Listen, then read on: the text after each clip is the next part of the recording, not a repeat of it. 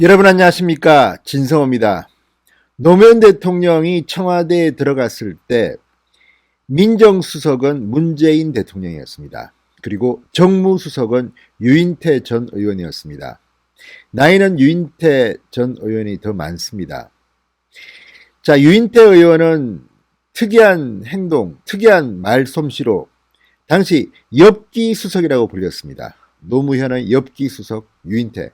그만큼 엉뚱하고 굉장히 사고가 리버럴했습니다. 이런 사람이 문재인 민정수석과 함께 케미를 맞췄으니 노무현 전 대통령의 경우 운은 좋은 사람일 수도 있습니다. 반면 문재인 대통령은 노무현 대통령과는 달랐습니다.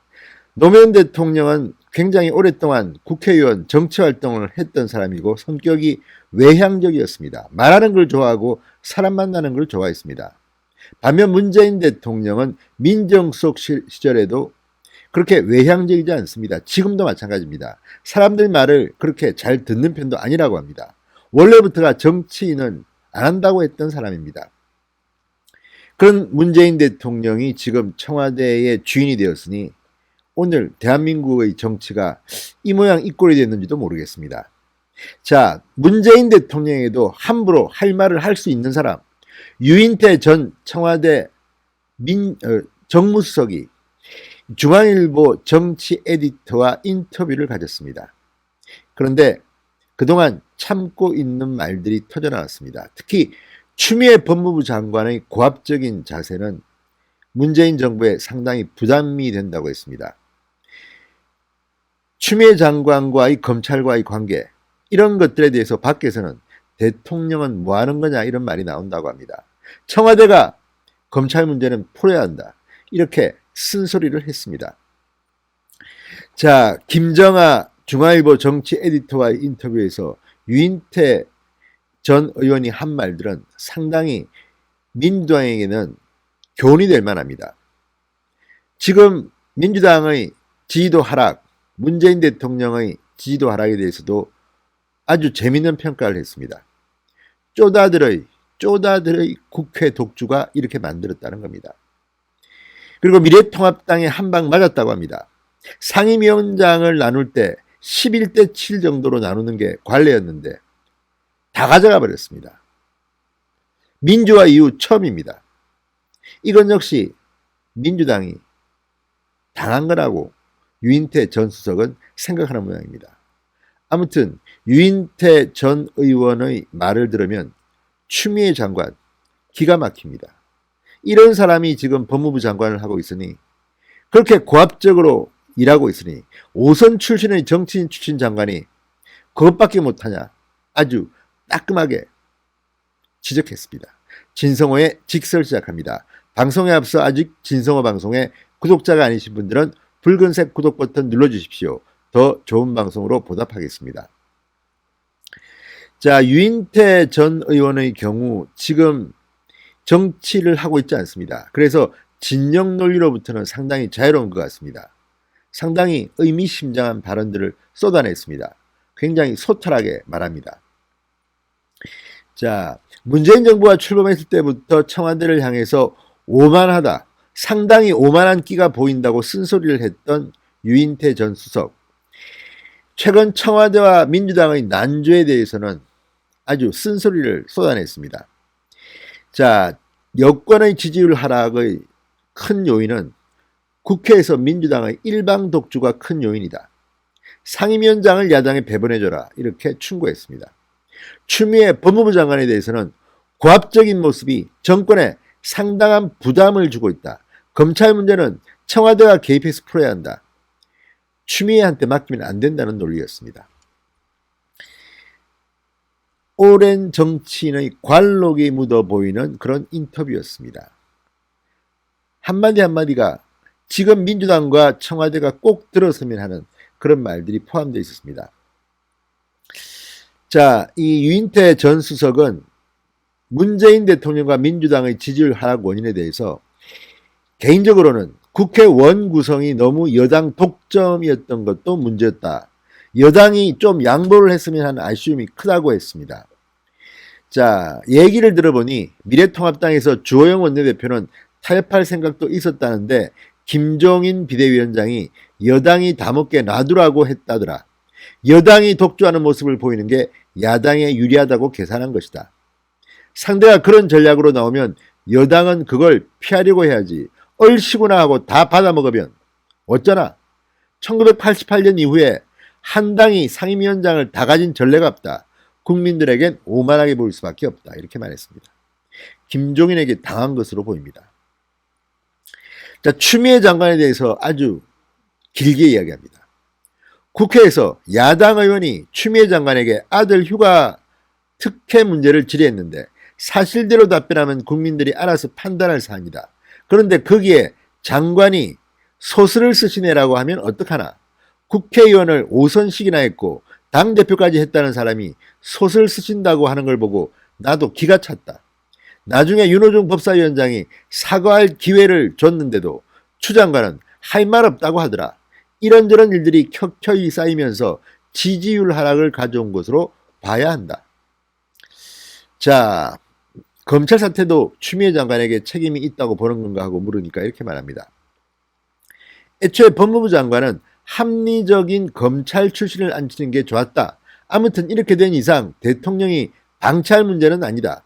장관을 청와대로 불러서 시끄럽지 않게 수습을 하라고 지시해야 한다.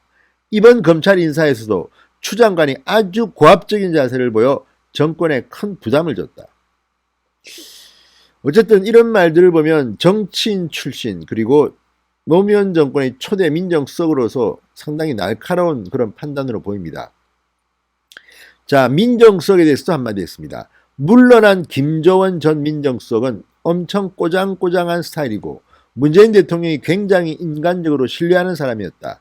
하지만 민정수석은 정무적인 역할도 해야 하는 자리다. 만약에 민정수석이 유능한 검찰 출신이었으면 추 장관과 윤석열 총장 문제를 이런 식으로 꼬이게 만들지 않았을 거다. 법무부 장관과 검찰총장의 갈등을 청와대가 손을 놓고 있으니 시중에서 대통령은 뭐 하는 거냐는 말이 나오지 않겠냐. 임명권자가 문제를 풀어야 한다. 자, 지금 문제는 청와대에 있는 민정 라인 사람들이 과연 이런 유인태 전 수석 같은 생각을 가졌더라면 이런 일도 안 생겼을 겁니다.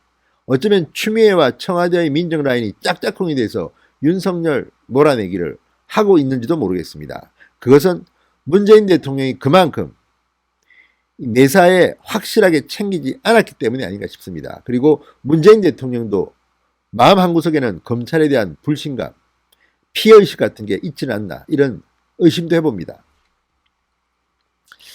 자, 또 재밌는 이야기를 했습니다. 유인태 전 총장은 최근 청와대 참모진 개편도 탐탁지 않아 하는 것 같습니다. 특히 정무석에 사선 출신 최재성 전 의원이 발탁된 것을 탐탁지 않아 했습니다. 이 정부에선 정무수석이 한병도만 빼고 전병헌, 강기정, 최재성 다 3, 4선들이다. 이런 사람들이 차관급인 청와대 수석을 하는 건 별로 안 좋은 모양새다. 그런데 문재인 대통령에게는 트라우마가 있는 것 같아.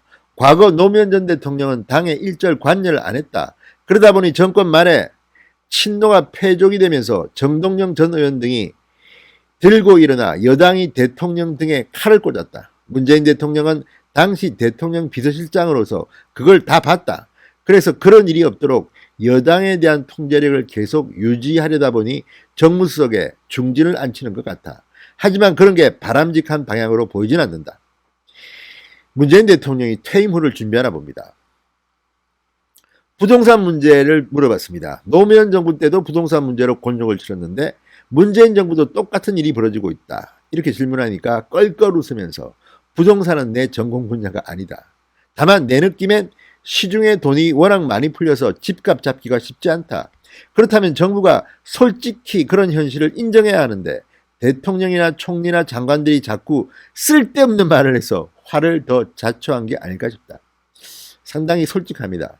차라리 유인태 전 수석이 청와대 비서실장을 했으면 이런 꼴은 나지 않았을 텐데 하는 생각도 해봅니다.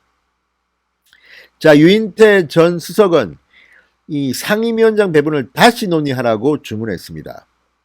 그래서 그렇게 고쳐야만이 된다고 합니다. 또 문바들도 비판했습니다. 민주당에서는 말 한마디만 잘못하면 소위 문빠들한테 문자 폭탄이 날아오는데 열혈 지지층한테만 끌려다니면 당의 미래가 없다. 통합당도 황교안 대표가 태극기 부대에 끌려다니다가 총선 결과가 저렇게 된 거 아닌가. 이쪽이고 저쪽이고 너무 열혈 지지층의 목소리만 나오는 것은 불안한 거다. 다만 민주당도 차기 지도부가 들었으면 조금 달라지지 않겠나 예상한다. 이렇게 말했습니다. 노무현 전 대통령과도 비교했습니다. 노무현 전 대통령은 대통령이 되기 전까지 10수년간 여의도 정치 경험이 있었고 외향적인 스타일이었다. 청와대에 가서도 수시로 사람들을 불러 식사를 했다. 반면 문재인 대통령은 정치는 까마귀가 노는 동네라는 인식인 것 같아. 본인 성향도 내성적인 데다 정치권과의 접촉이 적다 보니 사람을 쓰는 폭이 좁다. 자, 어쨌든 유인태 전 수석의 발언은 문재인 대통령이 한번 들어봤으면 좋겠습니다. 아니면 한번 만나든지. 지금 문재인 대통령은 왜 저렇게 축소지향적으로 운영하는지, 더구나 추미애 같은 사람이 법무부 장관을 해서 지금 대한민국의 검찰 개혁이 아니라 검찰 개악을 하고 있는 것 같습니다. 여론조사를 봐도 문재인 정권의 걸림돌 1순위는 압도적으로 추미애가 꼽히고 있습니다. 유인태 전 수석, 전 의원, 전 총장의 인터뷰를 추미애가 한번 봤으면 좋겠습니다. 진성호의 직설이었습니다. 여러분 감사합니다.